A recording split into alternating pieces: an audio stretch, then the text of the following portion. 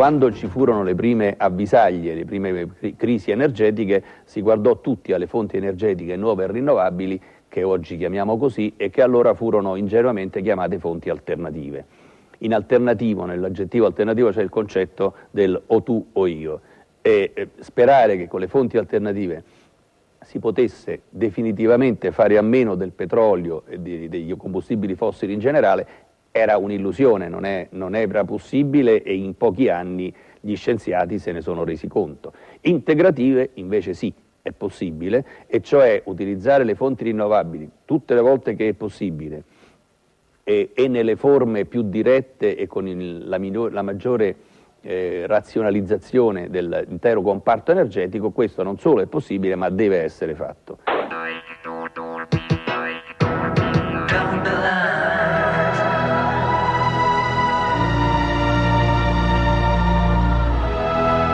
Il settore nel quale il nostro paese, anche per motivi storici, ha sempre mantenuto una posizione molto avanzata è quello idroelettrico. Un'energia pulita e rinnovabile che, rispetto al termoelettrico, permette di ridurre le emissioni di anidride carbonica di 670 grammi per ogni kilowattora di energia prodotta. I nostri nonni e un po' i nostri padri hanno creato una formidabile potenzialità del nostro paese nell'idroelettrico. Il 20% dell'energia elettrica italiana viene da idroelettrico, contro il 9% della Germania, 10% della Francia, 5% dell'Inghilterra. Quindi siamo un paese, grazie alle nostre Alpi e grazie al lavoro dei nostri nonni e dei nostri padri, che sul piano dell'idroelettrico è fortissimo.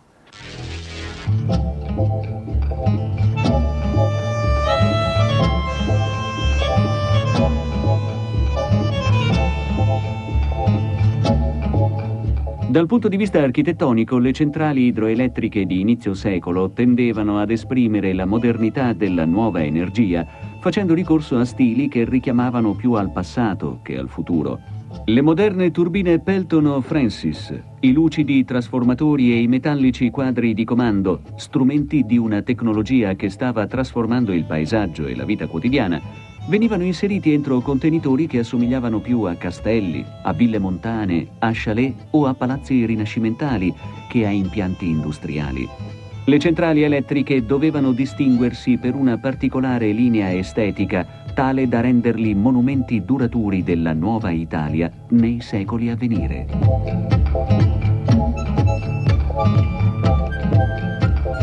Alcune di queste centrali oggi figurano nei manuali di storia dell'architettura per il loro stile, insomma, o eclettico, o uno stile liberty, o uno stile già che arieggia il razionalismo, il futurismo. Oggi molti di questi luoghi, molte di queste prime centrali sono altrettanti musei di archeologia industriale. Nel marzo del 1955 hanno inizio i lavori per la costruzione della diga di Bissina.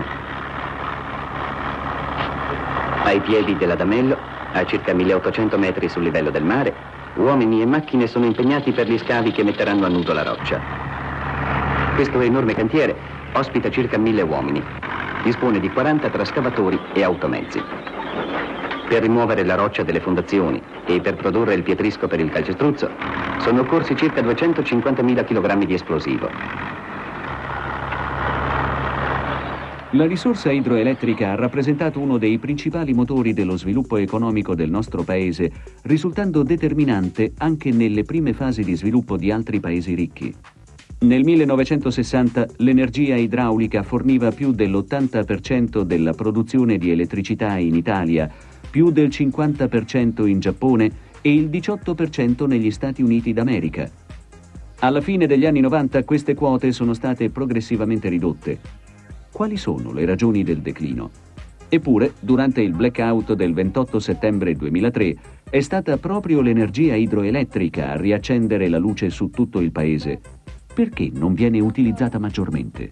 Allora, l'energia idroelettrica, proprio perché entra in funzione nello spazio di pochi secondi, basta premere un bottone, aprire una paratia e si comincia a produrre energia elettrica, è anche l'energia più preziosa che noi abbiamo.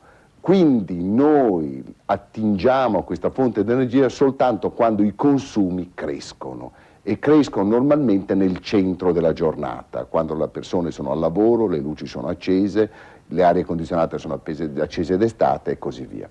Quindi il nostro idroelettrico entra in funzione solo quando si superano i consumi, diciamo, di piatta della giornata.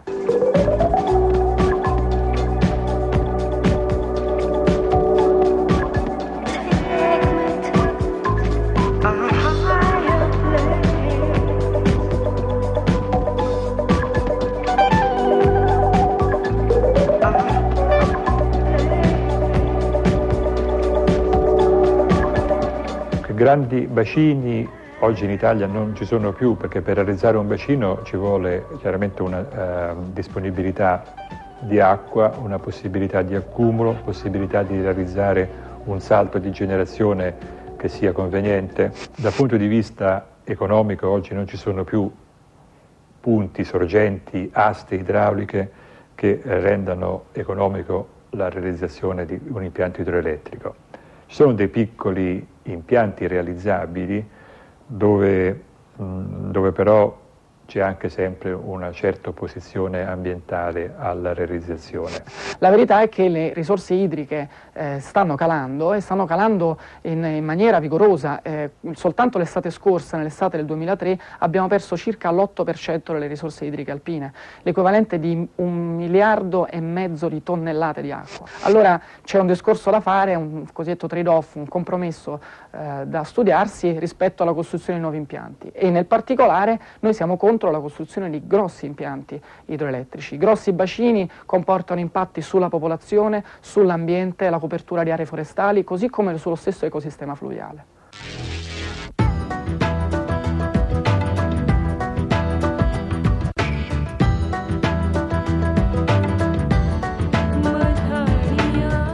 La quasi totalità dei siti adatti localizzati nei paesi industrialmente avanzati sono stati già utilizzati.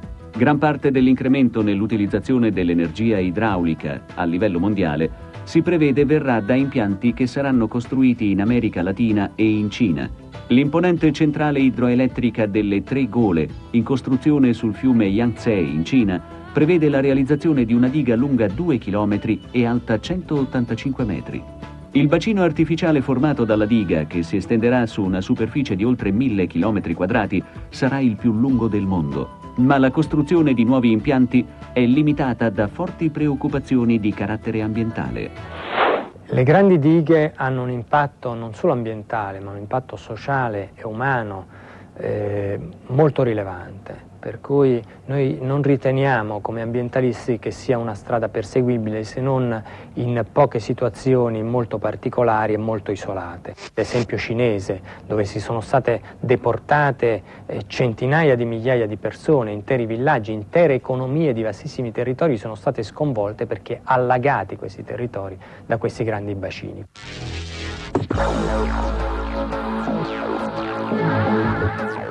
Con il progressivo miglioramento degli standard di vita aumentano i consumi energetici. Negli anni 60 la fonte idroelettrica non è stata più sufficiente a soddisfare il fabbisogno d'energia dei paesi occidentali. Si è dato così il via alla costruzione di nuove centrali termoelettriche alimentate da combustibili fossili, in prevalenza da petrolio. Ma con le forti crisi petrolifere degli anni 70, l'unica via per produrre energia su scala industriale sembrava essere quella nucleare. Una tecnologia che con il passare del tempo avrebbe rivelato i suoi inconvenienti.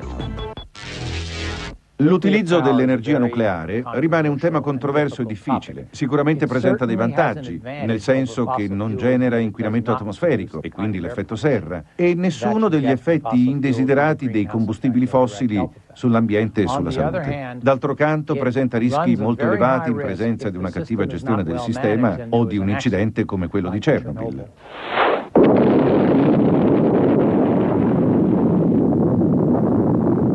Il 6 e il 9 agosto 1945 le città giapponesi di Hiroshima e Nagasaki sperimentano l'enorme potenziale distruttivo della bomba atomica, rivelando i devastanti effetti dell'utilizzo militare dell'energia nucleare.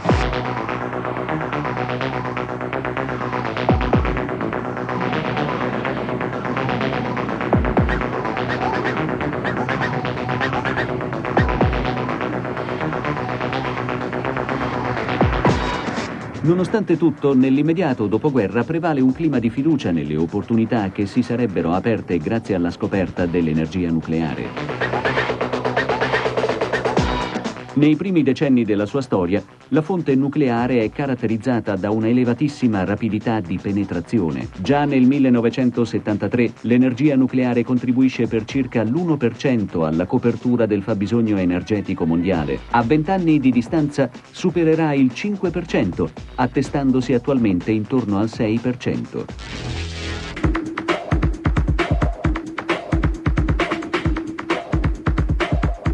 In Italia nel 1959 viene costruito un primo reattore di ricerca a Ispra, in provincia di Varese, e a partire dal 60 vengono realizzate le prime centrali, quella di Trino Vercellese e del Garigliano ad uranio arricchito, e quella di Latina, che utilizza un reattore a grafite e uranio naturale.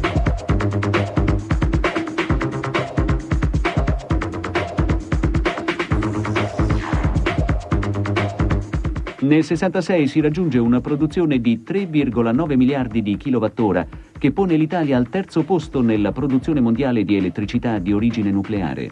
Infine, nel 1980 viene attivata la centrale di Caorso.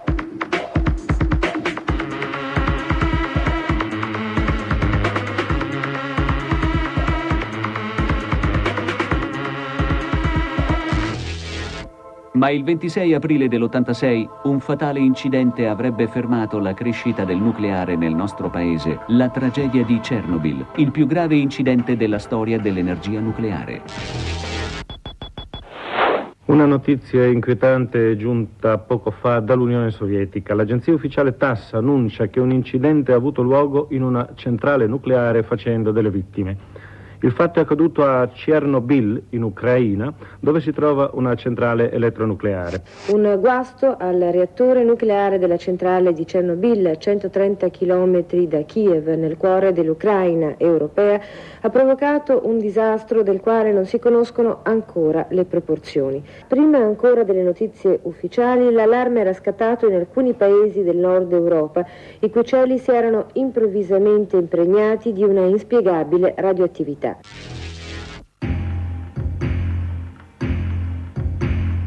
L'incidente di Chernobyl, provocato da un tragico errore umano, mentre nella centrale era in corso un esperimento, causò la fuga di un pennacchio fortemente radioattivo alto 1500 metri, che si dilatò rapidamente propagando le emissioni all'intera Europa.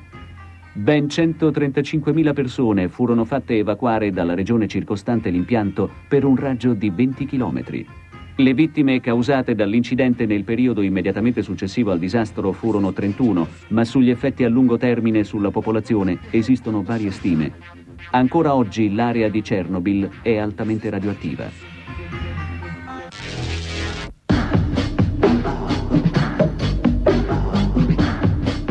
Dopo l'incidente di Chernobyl, nell'87, un referendum popolare sancirà l'abbandono della tecnologia nucleare da parte del nostro paese. La costruzione della centrale di Montalto di Castro, che sarebbe stata la più grande, 800 megawatt, verrà sospesa e inizierà una lunga e complessa riconversione che sarebbe durata fino al 1998. L'Italia ha detto no a questa tecnologia, ma da centrali nucleari il nostro paese è circondato.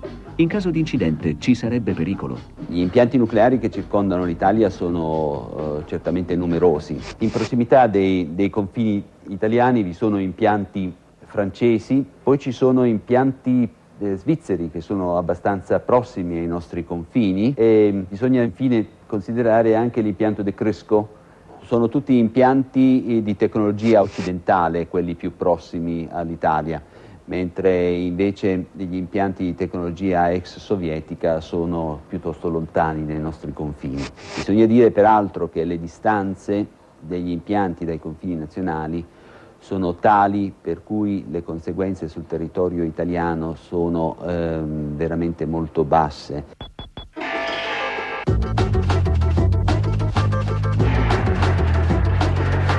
Al mondo sono attualmente in funzione circa 420 centrali nucleari operanti in 26 paesi e altre 50 sono in costruzione. Solo il 18% dell'energia elettrica sul pianeta viene tuttora prodotto per via nucleare. Sono pochi oggi i paesi che praticano con convinzione questa scelta energetica.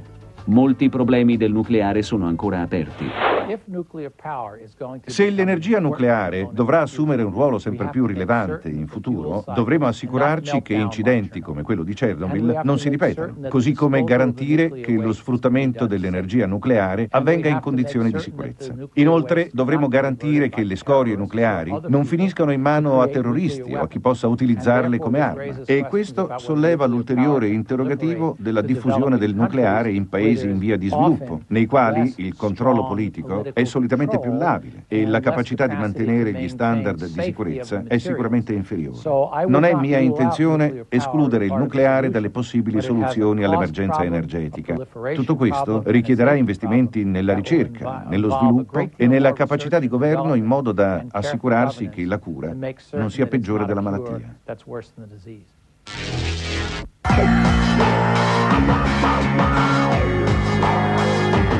La Francia è il paese simbolo dell'impegno nel nucleare. Con le sue 57 centrali in funzione, produce per questa via oltre il 75% della sua energia elettrica. Sostengono e incrementano questa tecnologia anche diversi paesi dell'estremo oriente. Il nucleare garantisce al Giappone il 28% del suo fabbisogno energetico. Per il resto la situazione è ben diversa. La Svezia sta attuando un piano per chiudere entro il 2010 le 12 centrali operanti nel paese e anche la Germania ha indicato la volontà di procedere nel medio termine alla chiusura delle sue 25 centrali nucleari.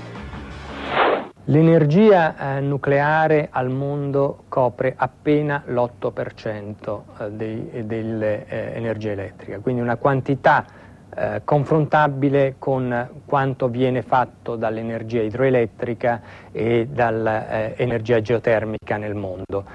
Quindi non è vero che il basso costo è dovuto al contributo del nucleare, che a livello mondiale è un contributo molto modesto. È stato abbandonato da quasi tutti i paesi industrializzati, fatta eccezione la Francia e il Giappone, per motivi economici, perché se inizialmente si riteneva che la produzione fosse molto economica, non si sono correttamente fatti i conti con le fasi di chiusura delle centrali, con lo smantellamento e con la gestione delle scorie, che sono le fasi più costose che poi complessivamente portano a un costo del kilowattora elevatissimo.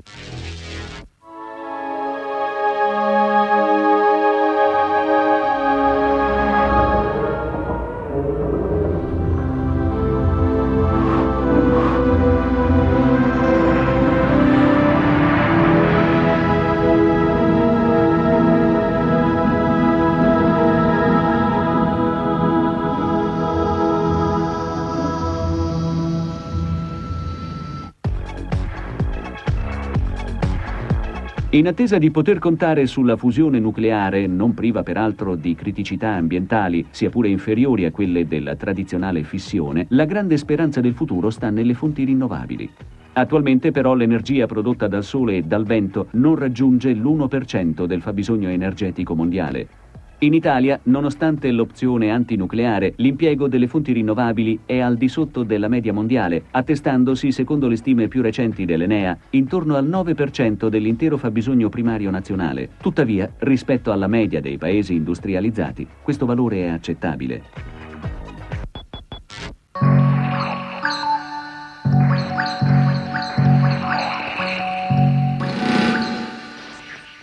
Questa è la centrale mini idroelettrica di Farneta, nel comune di Montefiorino, in provincia di Modena.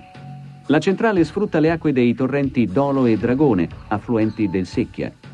L'impianto venne realizzato dalla Società Emiliana Esercizi Elettrici per conto dei consorzi emiliani di bonifica e aveva lo scopo originario di fornire energia alle idrovore dei consorzi stessi.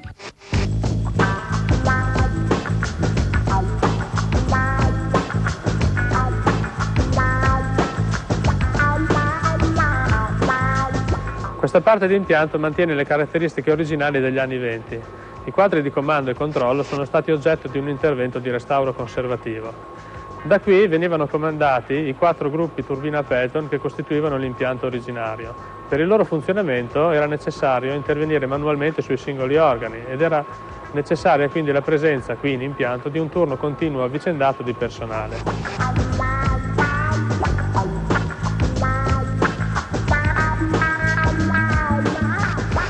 Negli anni 90 è stato installato il nuovo gruppo turbina Francis ad asse verticale e in particolare però è stato automatizzato l'impianto.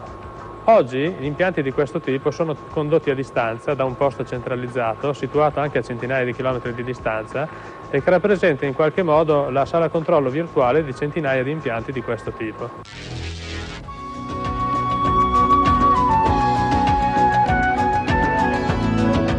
Ci trasferiamo a monte della Centrale, dove nel cuore dell'Appennino tosco-emiliano, all'inizio del Novecento, venne realizzata una diga di sbarramento per creare un bacino in grado di alimentare l'impianto di Farneta.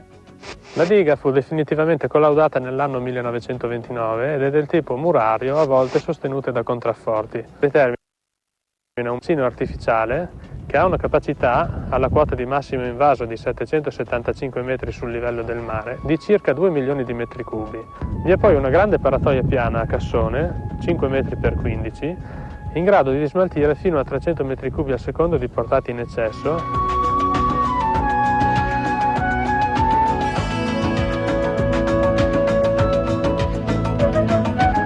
In sponda destra si trova poi l'opera di presa attraverso la quale l'acqua viene convogliata in una galleria di derivazione che porta l'acqua fino alla vasca di carico e quindi attraverso la condotta forzata ad azionare la turbina di centrale.